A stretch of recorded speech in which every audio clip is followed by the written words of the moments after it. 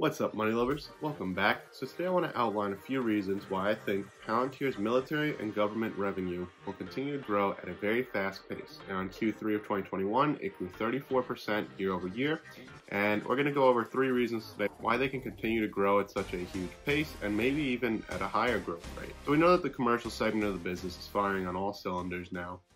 There seems to be no industry that Palantir cannot penetrate with its technologies and provide value, provide alpha, as they like to say, to different companies. And the growth in the commercial segment, I think, is poised to grow pretty significantly in the years to come. The commercial revenue grew 37% year over year. Palantir's technology is truly just incredible. The more I read and research about it, I just think to myself, when the last time a business had such a revolutionary technology that seemingly every company could stand to benefit from? I mean, the telephone, the internet, organizations that use these data analytics capabilities can achieve productivity gains of 6 to 8%, which basically translates into a rough doubling of their investment within a decade. So Palantir in the long run actually saves these companies tons of money, and it ends up making them more money. So the commercial side of the business is the topic for the next video.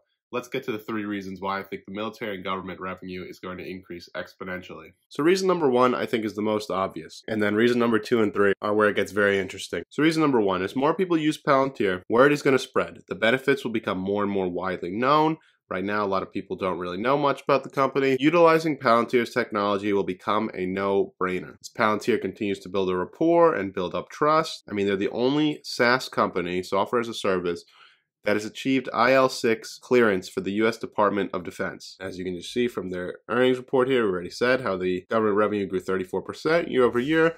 They signed new deals with the U.S. Air Force, HHS, and NIH, recently selected to provide the U.S. Army's intelligence data fabric and analytics solution under CD2. They're going to continue growing. Now, reason number 2, this is where it gets really interesting to me. So reason number 2, so if we take a look at this chart here, since this 2018 federal case, which ruled that the government must consider commercially available products such as Palantir's software before deciding to build their own, here's what the results of that case were. In the past 18 months, Palantir's work with the U.S. Army has accelerated, and you can see from 2008 to 2018 how much money they made from the government versus 2019 and 2020, they experienced some exponential growth. Palantir generated a total of around $52 million in revenue from their U.S. Army accounts between 2008 and 2018. Once that federal court ruling came into effect, since the 2018 ruling, they have generated almost $232 million in revenue as of the end of 2020. So you can see how much Palantir can accelerate their growth as they win over the trust of the customers, and why I think the future is very bright for Palantir in the government sector here. Now, the third reason for why I see a lot of government growth in Palantir's future, so a recent U.S. National Security Commission AI report aimed at ensuring the U.S. retains its #1 military power status in the world amid the rise of China and their growing AI capabilities, made a lot of recommendations in the paper here, specifically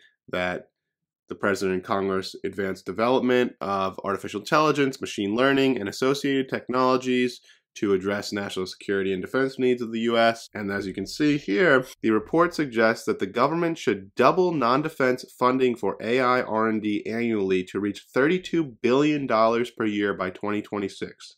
$32 billion per year by 2026. Now, I think Palantir is in a very good position to have some of that funding trickle down to them, as you know, Palantir is greatly positioning itself as a company with growing AI capabilities and unmatched security and privacy. You know, as we said earlier, Palantir is the only SaaS company that has achieved that IL6 clearance with the U.S. Department of Defense. Palantir has a lot in the works with AI, and the government stands to benefit tremendously from using more of Palantir's technology.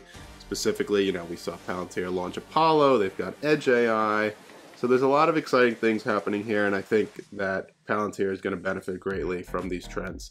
So if you enjoyed the video or learned something today, please don't forget to like, subscribe, and drop me a comment below if you have any questions. This is Vinny from the Investment Club, and I'll see you next time.